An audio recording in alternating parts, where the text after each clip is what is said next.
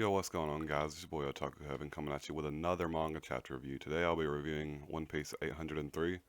Now, this chapter had a lot of stuff compacted in 14 pages. This could have easily been 2 to 3 chapters the way Oda normally writes. A lot of stuff happened, and the new world is about to start popping off. Now, the reason I say this is because a lot of big people made some moves in this chapter. You'll find out later on as I discuss through it. Now I want to talk about the little cover page that they write every time, where they do a fan drawing of whatever somebody requests. I actually really enjoyed this one because Frankie actually had a decent hairstyle from his new, little hair thing that he's got going on, and it matched really well with the design from Usopp's ship with the little horned beetle. I liked it. It was pretty cool. I'd like to see that made as like one of the little soldier docking system things. That'd be pretty tight. Anyhow, we move on to arriving at the Sunny. Everyone arrives at the Sunny and no one is there. Start calling everybody's name. Nobody answers, so they've assumed that they've already went up to the island, which is the correct assumption, I would say, and because I'm pretty sure they did get past Big Mom. And basically, Usopp at this point, Usopp's wanting to stay on the ship. He's like, I'm not wanting to go up there to Zoe. I mean, I don't know. I guess he was scared of the island or something. I'm not sure what it is. You know how Usopp is. He's scared of everything. And I thought he was actually getting over that, but I guess not. Not just yet. And Bartholomew is over there trying to give a goodbye to Luffy as they get ready to go up to the top of Zoe, and Luffy's just completely ignoring him. Actually, everyone's just completely ignoring him, not just Luffy. And then Kanzero decides that he's going to help everybody get up to the top of Zoe and draws this weird little dragon snake type of thing that nobody can determine what it is at this point in time. And basically, Robin's just sitting there shocked, like, it's cute. I don't know if she's feeling bad for it because of how ugly and sad it looks, because everybody's like, it looks super sad. Kanjuro is like a worse version of Sai from Naruto. He can't draw, but he got the same power. Um, then we got to see Luffy's goodbye to Bartholomew.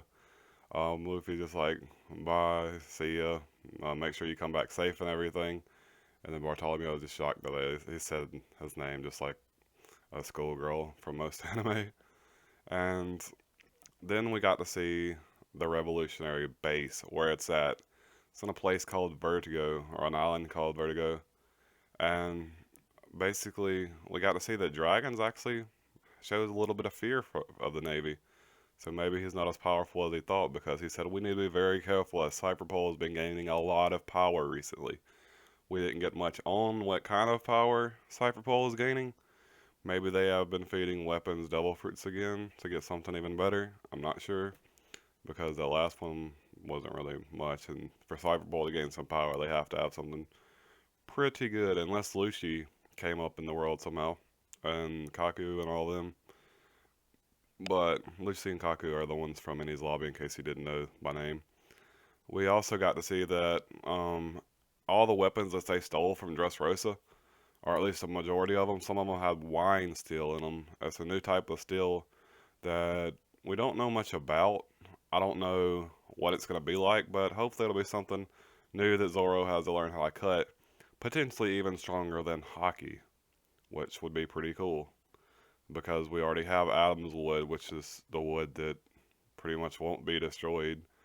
And then we get to see that um Dragon is asking about Robin. How's Robin doing? And he's like, oh, Robin's doing okay. She wasn't kidnapped like all the rumors said. So apparently they got the rumors of her being kidnapped from the fake Straw Hat crew. And then she's like, well, aren't you worried about Luffy? He's like, no, I've had enough of him right now. So I guess something to do with Luffy and Dressrosa has made Dragon angry or fed up with him a little bit. Perhaps that Luffy was taking on somebody too powerful, and Dragon would have had to make a move if he had to save him, or basically he's just not fine with Luffy risking his life like that. I don't know what it is from a father standpoint, or maybe he was just getting in the way or upsetting the balance of power. I don't know what Dragon's motives behind that saying are, but we got to see somebody walking off like they were all beat and bruised, and we didn't get to find out actually much about that person yet. And we got to see Dragon calling a meeting of the leaders of the Revolutionary Army because he needs someone's power. I don't know who it is, but we don't know much about it. Also, in that scene where um Dragon was talking to what's her face? I don't know the one that was in Dressrosa. I forget her name. But in the background, you see like two little small fighters that are obviously much smaller than everybody in size. So I don't know if they have some Tontatas on their team or what. In addition to that, the person in the back did not look like Sabo. I mean, he had a hat sort of like Sabo and a cloak like Sabo, but the face showed some more feminine features. I know this has been thrown up in theory a lot that Luffy's mom might actually be there, and he's Oda's already said he's drawn Luffy's mom several times through One Piece, but nobody knows exactly who she is. Maybe that's Luffy's mom, or maybe it's there's somebody I really want to find out about. I've been wondering about for a long time. That dude in the back with a feather in his hat. I don't know if y'all have seen him, but I want to know who that is. If you know, please comment below because I'm thinking he's going to be pretty badass.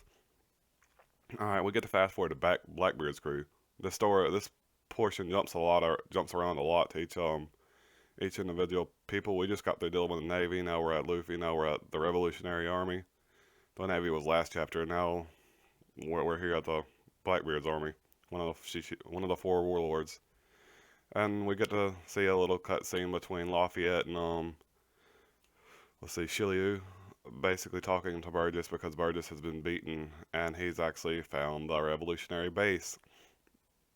He said he hid himself in the bilge of some ship, but I didn't see him in any kind of ship, and he said it's all white around him, so maybe they're in a white kingdom, and nobody knows the name of it, so potentially it's the kingdom that Law was from a long time ago.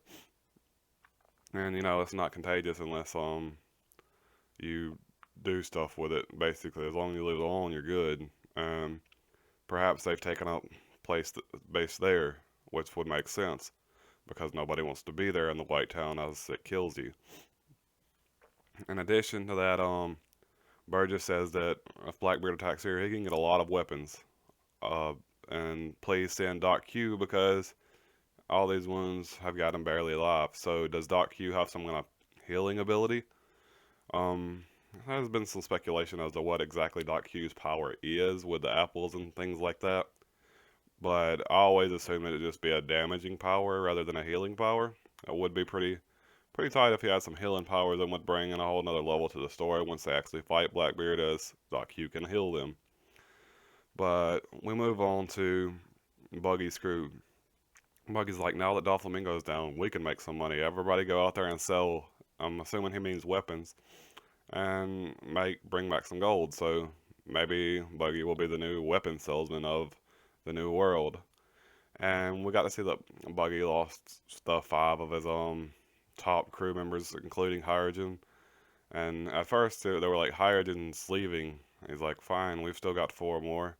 He wasn't that important anyway. He's like, well, all of them are leaving. He's like very shocked about that. And we move along. Actually, I want to say something about Buggy here. If y'all don't know, Buggy was actually supposed to be a pretty prevalent character way back in the beginning of One Piece, and Zoro was even supposed to be on Buggy's crew.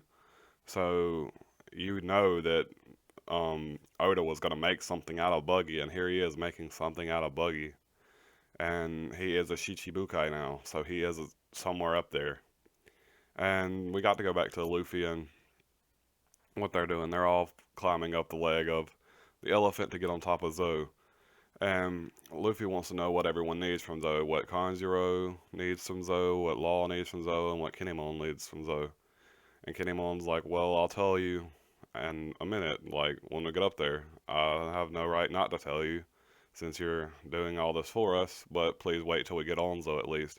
I need to find one of our buddies we lost contact with, Raizo the Ninja, which is very similar to what happened in the last arc, because they had to find Kanjuro. I don't know how big their crew is going to be, and maybe they will even become subordinates to Luffy as well. And Luffy's amazed, of course, he's really a ninja? He's going to probably ask him to join the crew. I mean, that's just what Luffy does. When they finally find Raizo the Ninja, he said that all the people that left Wano Kuni basically made Zoe their target destination. And which makes me think, what is going on in Wano Kuni that makes everyone want to leave like that? There must have be some kind of war or something going on there. And that would lead to my theory that they're going to get some new powers. Enzo, or either show some powers they haven't shown yet that can put them up on at least Admiral level.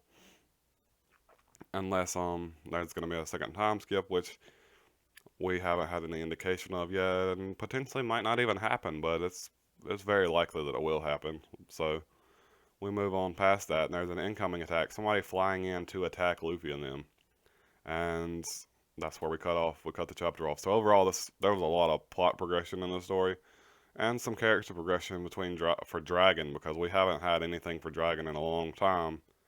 And basically, we got to see plot progression for almost every big outlet from this chapter except for the Navy, and the Navy happened last chapter, so everybody's making a move right now. The leaders of the Revolutionary Army are coming together. Luffy and them are going to Zou. Blackbeard's probably going to be soon thinking about attacking the Revolutionary base that's probably, in my assumption, is in White Town right now. But, and then we got to see some of the background people that could potentially even be Luffy's mom. I mean, yeah, it'd be pretty tight, but it might not be that. I might have just be seeing it wrong, but overall, I think this chapter was very good. I'm gonna say it's a 8 out of 10 because there wasn't nothing to say. I'd get real hyped about it and just talk a long ass story, but overall, it's really good chapter, plot progression, character progression, everything. So, and the art was fine. I'm gonna give it an 8 out of 10. That's all, guys. Peace.